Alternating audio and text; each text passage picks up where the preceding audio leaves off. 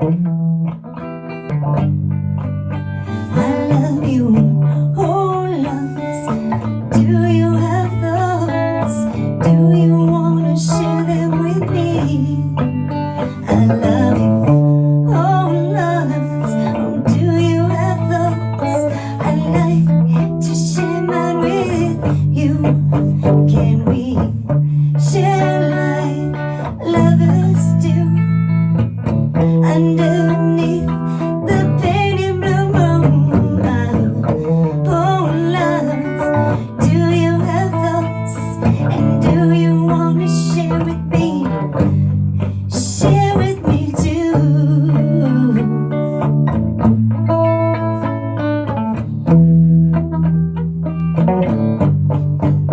I love you, oh loves. Do you have thoughts? And do you wanna share them with me? 'Cause I've got dreams to share with you. Come and let's share some fantasies. I love you, oh loves. Do you have thoughts? And do you wanna share them with me? I love you, oh loves. Do you have thoughts? I wanna share mine with you. Please share me with you too. I wanna be with you. I love you, oh loves.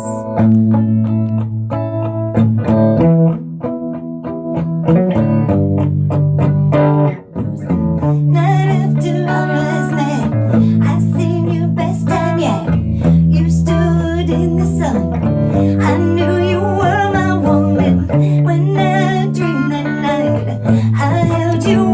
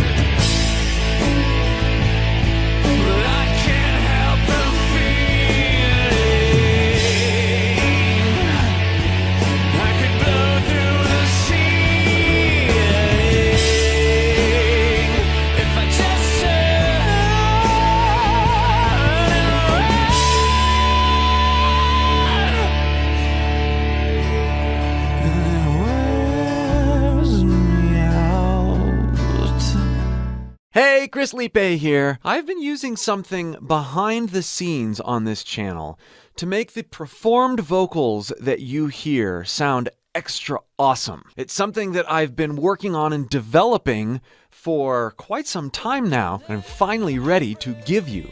Yes, give you. 'Cause when I'm alone, I'm lost in these memories.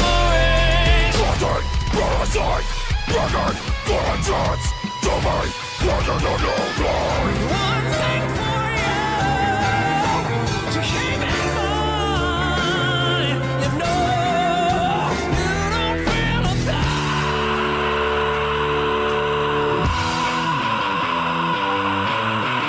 I wanted to create a simple tool that I would use for vocalists everywhere as a way to help them practice and record and get way better sound out of their voice. We hear all these highly produced vocalists from amazing artists, and we hear ourselves in the car, practicing in our bedroom or bathroom. Or worse yet, we try singing into a mic and recording ourselves, and things are either too quiet or they're clipping, and it just gets so frustrating. You can use this new tool to make your vocals sound instantly awesome in lots of different ways. Let me show it to you. I call it Vocal Menace, and it's got a whole lot of ways to bring out the best qualities in your voice, whether you're practicing and recording, so that what you hear in your head is more of a reality. It's an audio plugin that works inside any DAW on Mac or PC. So far, you've been listening to my voice with just the mic, no effects on it whatsoever.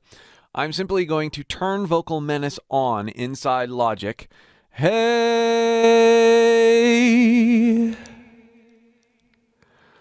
And you'll notice my voice instantly becomes more present. There's a bit of heat, a bit of drive to it.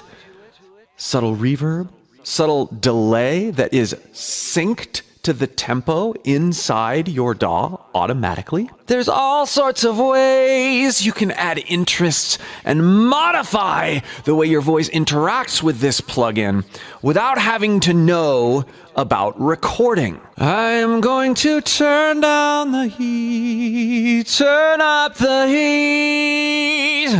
I'm going to add drive as I scream. I'm going to turn up the sheen. Oh, hey.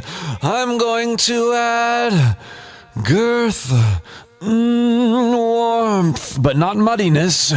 Oh, yeah. And then I could even have this wonderful, healthy way of making my voice sound kind of lo-fi. Lo-fi, yeah! Now listen to what happens. Again, this is tempo synced. When I turn up the delay or the call. Yeah! Yeah!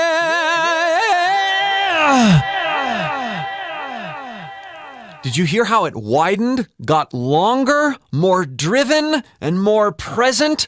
All with the turn of one knob. This is all over this plugin. It's doing things that you would need many plugins and many levels of automation or custom settings. It's got all those things linked together in the most common ways that vocalists like you and I love to use them. So you don't have to spend tons of time searching for a bunch of different plugins or drawing automation lines or finding ways to manipulate certain parts of plugins. It's all here, and it's all here for you to experiment with and play with as you make sounds with your own voice. Let me show you the reverb. It's called Wash. Wash.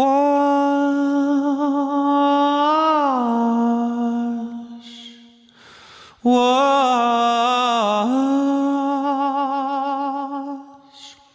Add some call.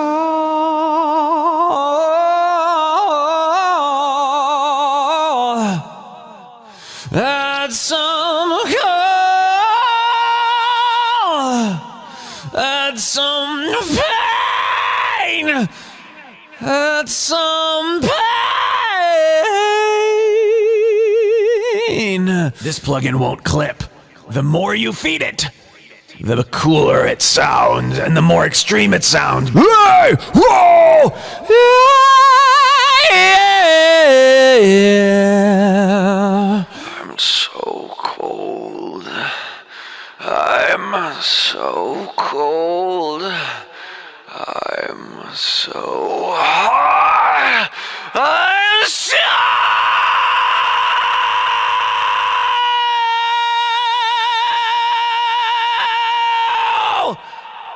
This tool works with any piece of recording software on Mac or Windows, and a mobile version is coming very soon.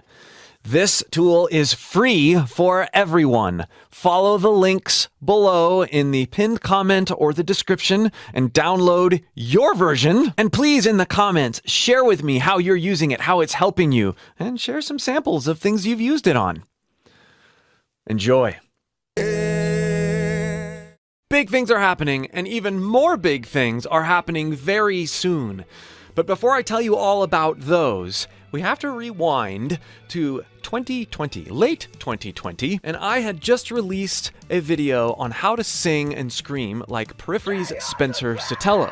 A few weeks after I released that video, I got an Instagram message from Spencer. Before I knew it, we were making an in-depth course on singing, screaming, and vocal production in which Spencer was showing me how he did everything. That was pretty nailed. Yeah, I mean, I just feel like a little bit more compression. I really took more of the role as a student. Yeah, as a vocal coach, but as a student in that particular setting. It was an amazing experience. And after working with Spencer, something kind of unexpected, but really cool, happened in my head. I was feeling all sorts of new things happen with my voice, and I was super excited about it. I know how Spencer's showing me how he's doing these things. And I know what it feels like when I experiment with my own voice. But what's really going on? What's really going on here? I've even had cameras jammed down my throat. That was cool too. Now that's really interesting. But I began to get more and more curious as to how, on a broader scale, this harsh vocal thing works. How are people able to do this tour after tour, year after year, and get this kind of stamina and sound out of their voices? I can't do it yet. I'm learning, but yeah, I'm learning which sensations to lean into and all those things, but I want to know more. And then...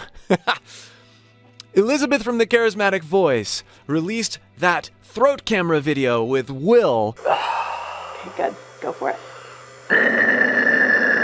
What is going on? It just blew my mind to hear what Will was doing and to see how physically unaffected he was after he was doing it. And yeah, I'd heard harsh vocals like that before, but it was something about the way the things were presented in that video that just, it threw me over the edge. So, my curiosity drove me to reach out to The Charismatic Voice. And one thing led to another, and before I knew it, we were doing a course with Will, Elizabeth, and myself, where Will was showing us what he was doing to get his sounds. I could have him in the room making the noises. I could be in the same room with him making noises. He could give me feedback on things.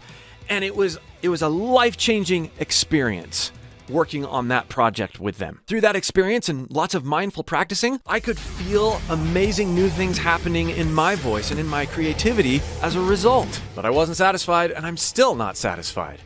After diving in head first to the realms of harsh vocals, doing lots of vocal analysis videos on this channel where I'm continuing to learn from these vocalists that I'm pouring into, having other vocalists right here in the studio showing me other things, all been amazing learning experiences. But when Elizabeth and The Charismatic Voice announced their Kickstarter project, I knew I had to be involved.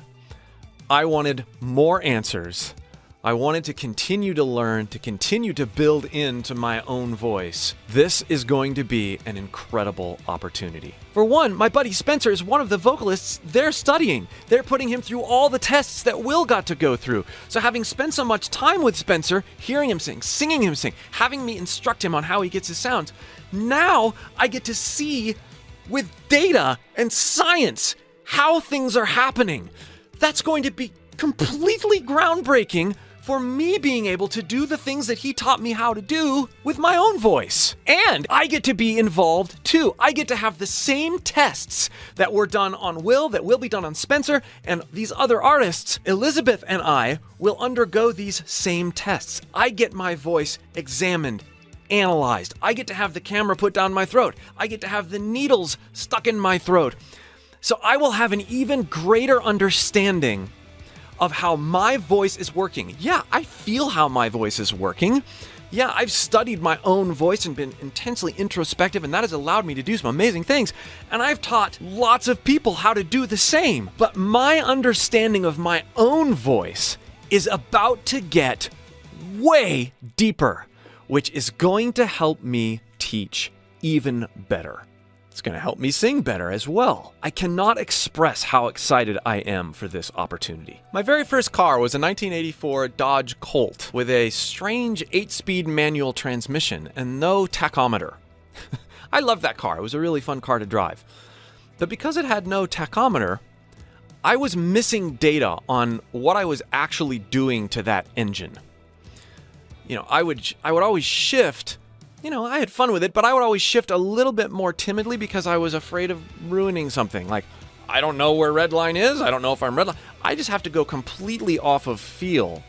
But I'm not really sure what's going on under the hood. And so I'm not that confident that I'm not going to do anything. Once I finally got a manual transmission car with a tachometer in it, I knew where red line was. I could square the sounds and the feel of the engine and the shifting with what I was seeing on the tachometer and know how hard I could push the car.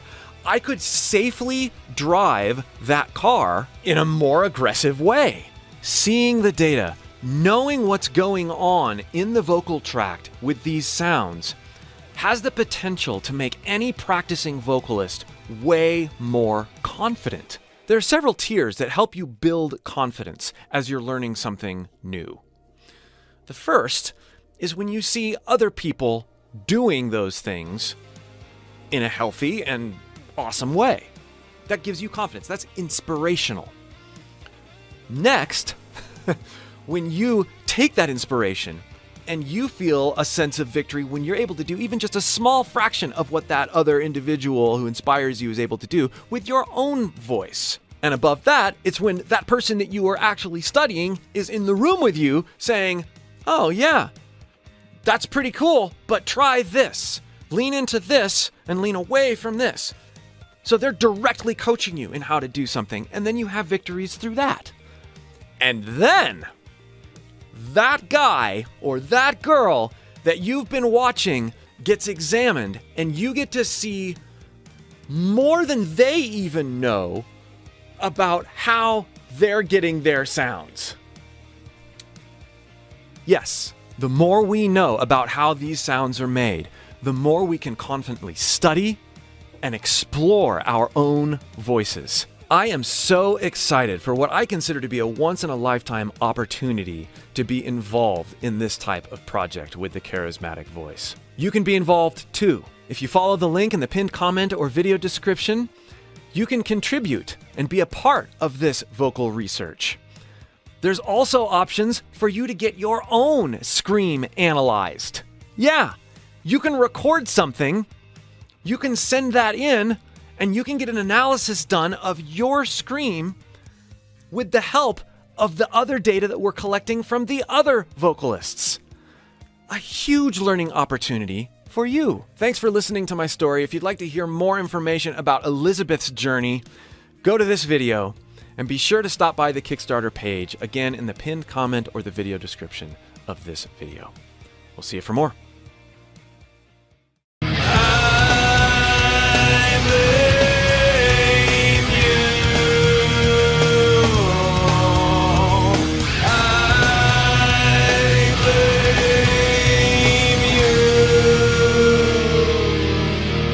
Shut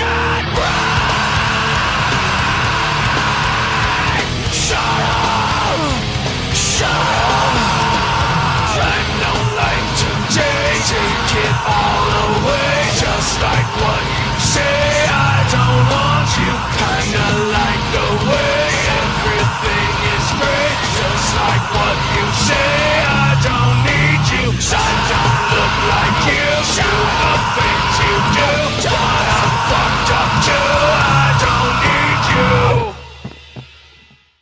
I've found that most singers, when trying to improve their pitch or trying to learn a melody or work a song into their repertoire, they're going about it completely the wrong way. I'm going to show you how I've used a particular technique and method that has helped me and tons of my students majorly improve their pitch without really trying and nail melodies that are initially quite challenging, therefore being able to perform songs on a whole other level. And if you'd like an extension of what you're learning in this video and you'd like to see me walk through a process with another student in the room, click the link below in the pinned comment or video description and join my free course. The way most, not even beginner singers, tend to approach internalizing pitch and learning a melody. Go for a musical constant like a guitar and sing along with the melody to pitch constants, right? I'm a creep. I'm a weirdo. See if I can get creep a little better. That's the third. That's a little hard to get. I'm a creep. I'm a weirdo. What the hell am I doing here? And you may have seen, people work together with someone playing the pitches on the piano and then someone else singing. And okay, you got the pitches. Now let's move on to, and then you start playing the chords. Okay, make sure you get in those pitches. I'm a creep. I'm a weirdo. Let's work on that descent again. I'm a creep. I'm a weirdo. Oh, my voice is quivering on the weirdo. Weirdo. Why can't I get that pitch? Weirdo. And it's so flustering and frustrating for both parties if you've got someone else involved, or even for yourself if you're trying to play guitar and accompany yourself. It just doesn't work. And it makes the process of learning a melody or a song cringy because you're so focused on the notes, the melody, and not the delivery or the emotion or ethos behind the track at all. For years, this is how I have learned songs and internalized melodies. Yes, even challenging melodies. I start by completely detaching myself from the original performance of a song.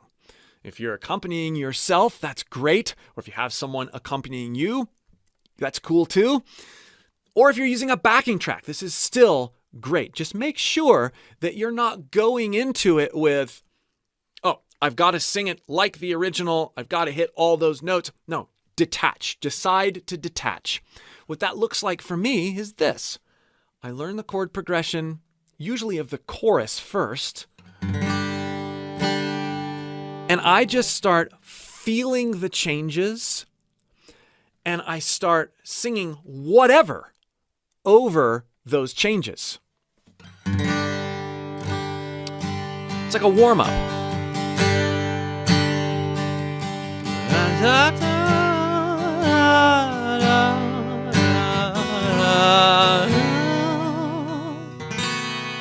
Even let go of the timing.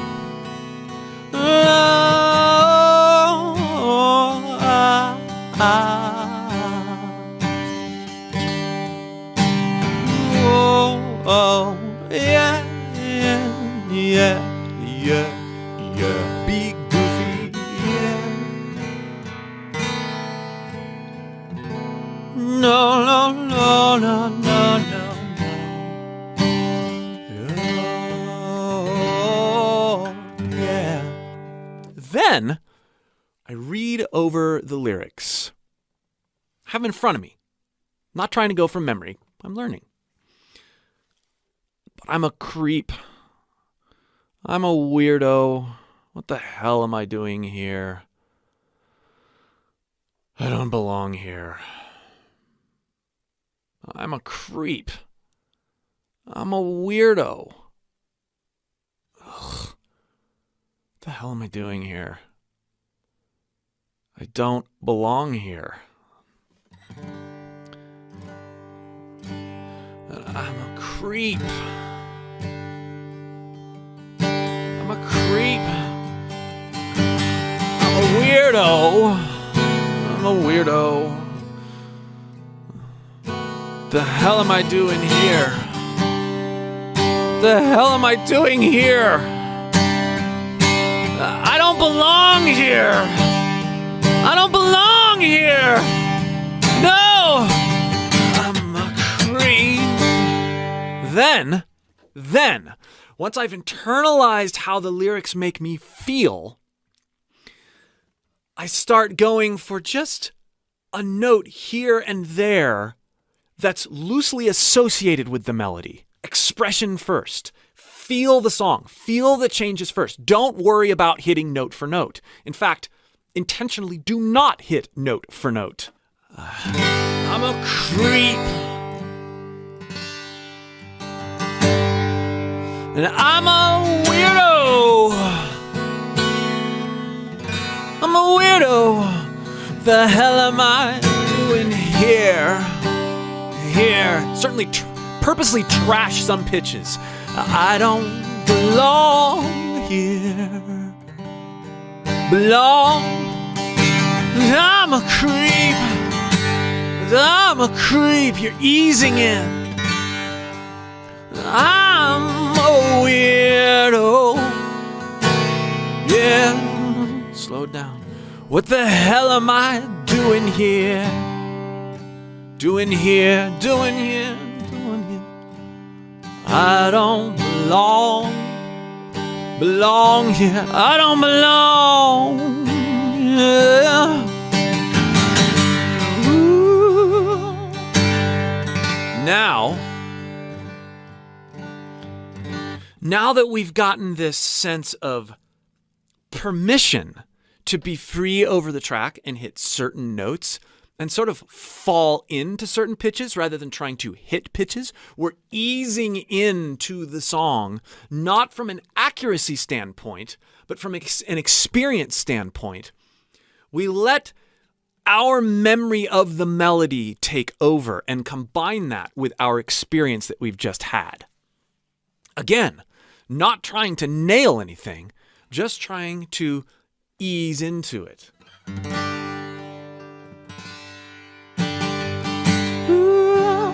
I'm a creep. Yeah, I'm a weirdo. Though.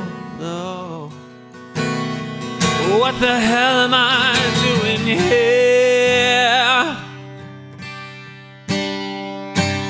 I don't belong here. No. I'm a creep. Yeah, I'm a weirdo. I'm a weirdo. What the hell am I doing here?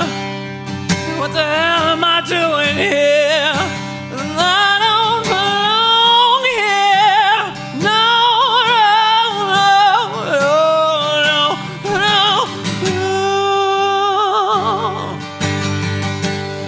She's running out the door. Genuine involvement and connection with a piece of music, I have found, needs to happen before you fully learn it. If you try to pursue learning it too much or to the T, you lose the ability to connect with it in a way that's unique to you. Yeah, I mean, during what I just did there were problems. My voice didn't behave exactly the way I wanted it to. I wasn't hitting certain pitches. I cracked a couple times, but I connected with it. And I connected with it before I made a good version of the song. This is how to improve your pitch.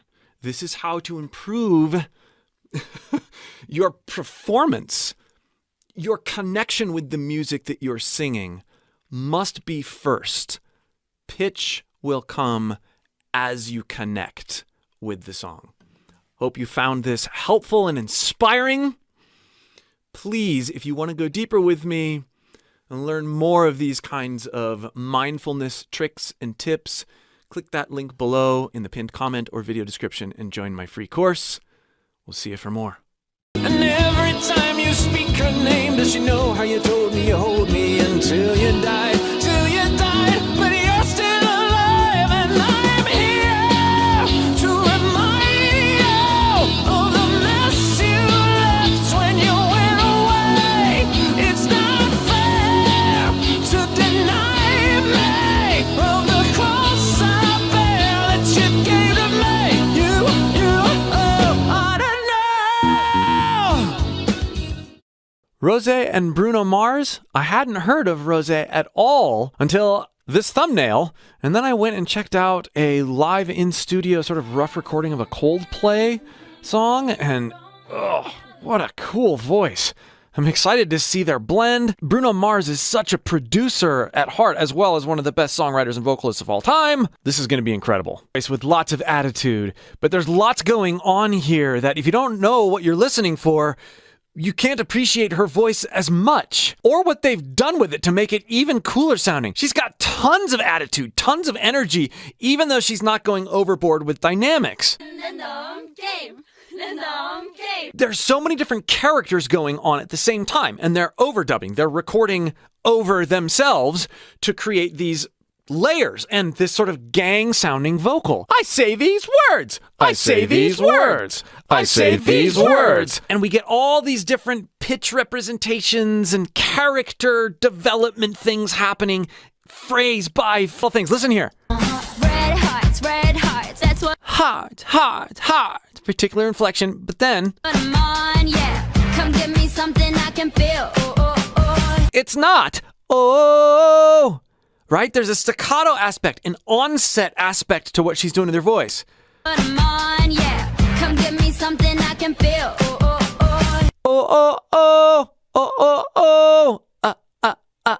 Great vocals, catchy melodies. It's in these nuances. And these are planned. These are gone over and over again in the studio till you get the right energy and the right melodic ideas at the right times so that it finally clicks. Don't believe me? Listen to any Bruno Mars interview, listen to any Billie Eilish interview, and you will hear them talking about, oh yeah, this little part took 7 hours. Bing for the content ID, but I also want to go back to the beginning of this verse. It's whatever you like. Turn this opposite into a club. Hear the cool percussive breaths back there? It's inhales as percussion as well as the word. Oh, Bruno Mars is awesome with this. I mean, the Silk Sonic album is full of weird breathing or offset syncopations with percussive words.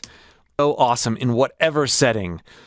It's because he's good naturally, but he works so hard, painstakingly detailed and disciplined about everything that goes down in the recording process. And I think it's worth noting that there's a huge difference between like grinding in the studio to get the right stuff and then finessing it with studio tools versus what we see a lot of in pop music, which is like they're kind of getting something that's maybe good enough in the studio and then they're ratcheting it down with auto-tune and they're sort of covering it with the arrangement. This is what I love about any Bruno Mars arrangement, song, anything that he's involved with, is that if there is a pitch correction, you can't really, I mean, once in a while you can hear it, but it's done as a very light flavoring, a very light enhancement tool as opposed to a crutch.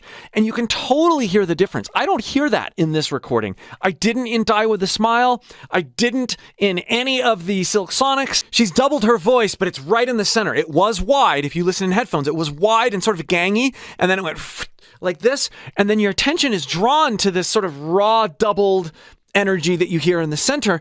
And you zero in on that beautiful, dry drum groove.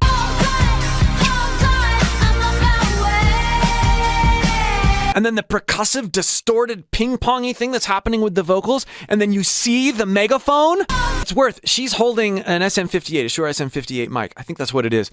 And she was doing the same thing in her Coldplay cover, holding that kind of mic. I don't know if that's what they actually recorded with, but it's kind of cool that that's just part of the vibe that she exudes as a vocalist. Like, let's take the raw, basic stuff and let's just vibe with it. Again, it's a neat way they handled that chord change. I'm on my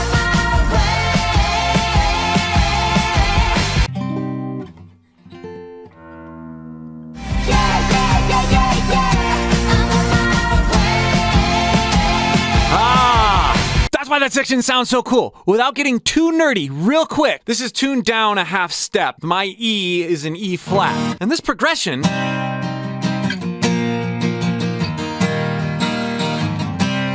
like that, where we've got this C sharp minor, and then we've got B major to an E major, and then back up to like a C sharp 5. Our ears are used to hearing E major, major 1, major 4, major 5, minor 6, which would be the C sharp minor. That's the role that's playing. But we also would be normally hearing in that key, we'd be hearing an F sharp minor. Everybody's used to hearing stuff like that. It's like the...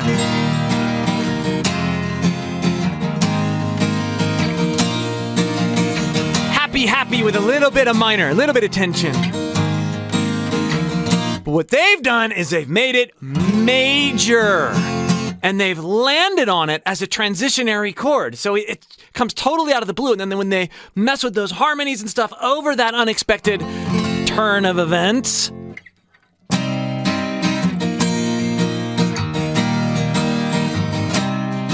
your ear wants to hear this, or thinks it's going to hear this. Like that, but it doesn't. Instead, it goes...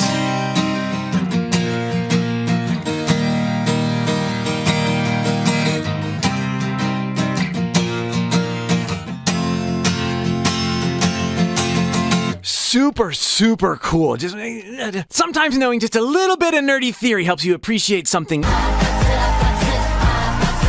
Oh, you're the real reverby vocals in the back? That's so cool.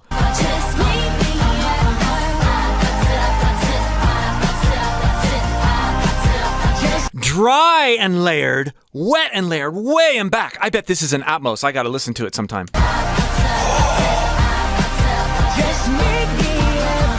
And that movement of that synth that comes in and like tightens it up somehow. Oh, man. Like I said, on the surface, so simple and catchy. But there are so many things going on that are subtle from a composition and production, songwriting standpoint, and even vocal performance standpoint, that unless you've listened to the song a billion times, or you're used to sort of picking stuff out like this in songs, you just go, oh yeah, I like it, and not really know why. For me, knowing some of the whys and getting a little nerdy with it makes me appreciate it all the more. And then I want to listen to the song over and over and over and over to pick up things that I didn't catch the first 100 times.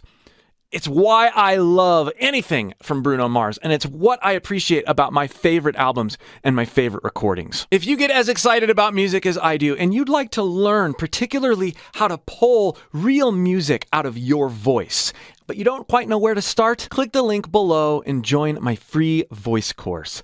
I'll help you be musical with your voice in ways you never thought possible. Be sure to check out my other Bruno Mars analysis videos. We'll see you for more.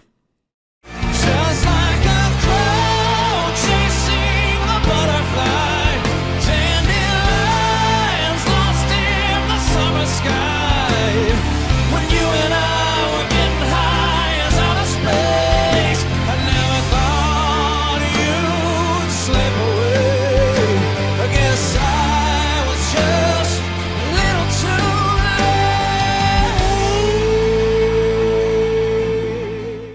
I have to say, with every recent Linkin Park release, I have been surprised by something. A really long scream, a cool tweaky arrangement thingy, incredible songwriting, but at the same time, it's so Linkin Park. They're being true to who they are while welcoming in new things, a new singer, of course, but see, even from the very, very first notes, a very familiar Linkin Park sound, and they're juxtaposing the old with the new in such a tasty, respectful, like not subtle way at all. It's just so cool. Vocal tone here is really something. The subtle distortion, the subtle breakup on that higher note. It's on a knob. She turned really any higher, so it's not like she's just pushing herself beyond her limits. There's a very intentional over each other. There's an element of restraint here, not just going harder. Oh, we're laying that distortion by pulling back air to get that sound. That's why everything is still so even and flowy and to pick up on her voice here. And I've noticed this with vocalists like Courtney Love as well. Even when they're singing clean, there's always an element of compression when they're singing. Listen to this line, and you hear the contrast in compressed versus non-compressed when she abandons into her head voice. But it made me think of this. Right there. To put it down in my range, all alone. If I'm going to sing that with a bit of compression, again, holding back air, like I'm lifting something heavy, and weighing out the amount of note versus the amount of angst I want in it. There's a point at which I hold back enough air with my supraglottic structures where the sound starts to be gritty. And that's what we hear her doing sometimes. But there's always a bit of all alone, all. You hear how I'm not holding back enough air to make things gritty, but I'm holding back enough air to create a brightness, all alone, and a sheen. It's a clean sheen. She's doing this. Other vocalists like Courtney Love do it. Lots of male vocalists do it too, but we don't notice as much. I'm really noticing that here with Emily as she's abandoning into her head voice, which is really clean and uncompressed, and as she's turning up that distortion knob on the choruses. Satellites burn all alone. Yeah. Under your breath, you're saying that I was wrong. Oh, skyscrapers we create. You hear it again right here. Under your breath, you're saying that I was wrong. Saying, pushing and compressing to the point of that clean, bright, almost brash, right here in your face thing, and then backing off for the end of the phrase. Comments saying, it even sounds like she's ruining her voice here. I don't know. I'm not going to be very happy. She's not ruining her voice.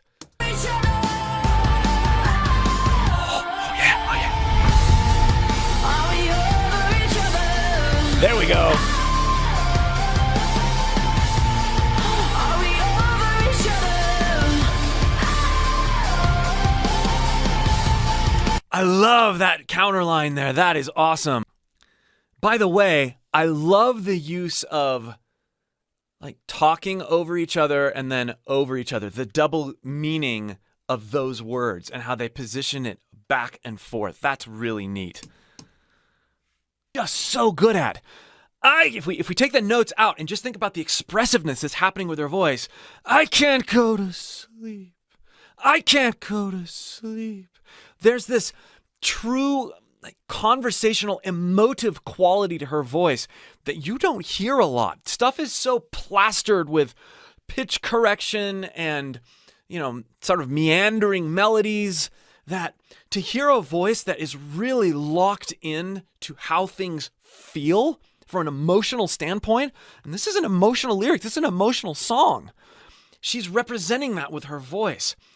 I don't hear enough of this in modern music where the dynamic in the vocals is really happening. Okay.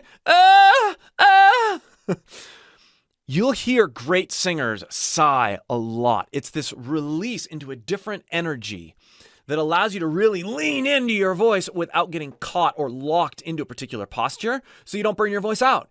You don't get trapped in tension. When tragedy strikes and you don't know whether you're going to live or die, are the petty arguments, are the things that you're holding against another person really worth the isolation from that other person?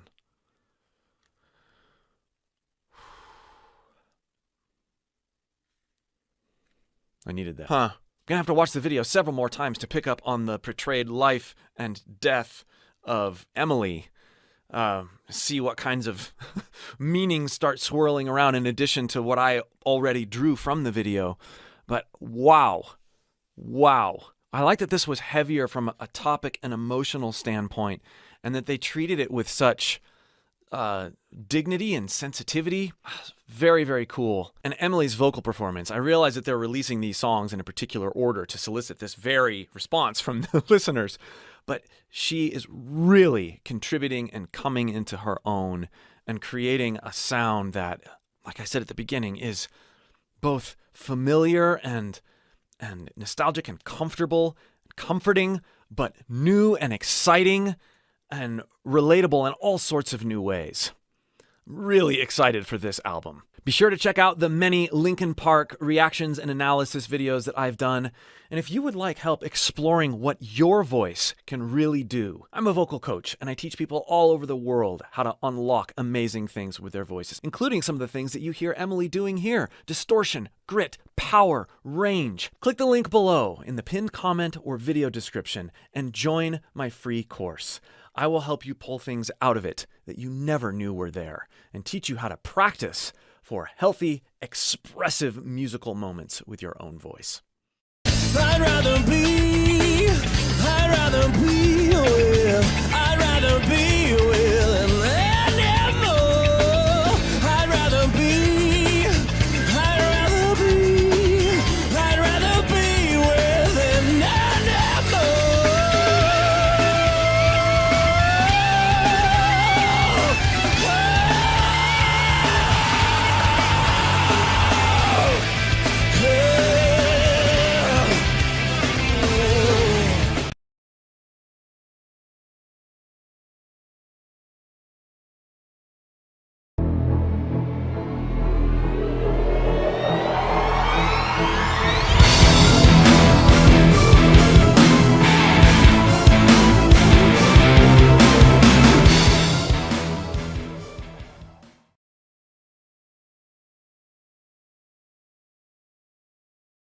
I'm gonna spread love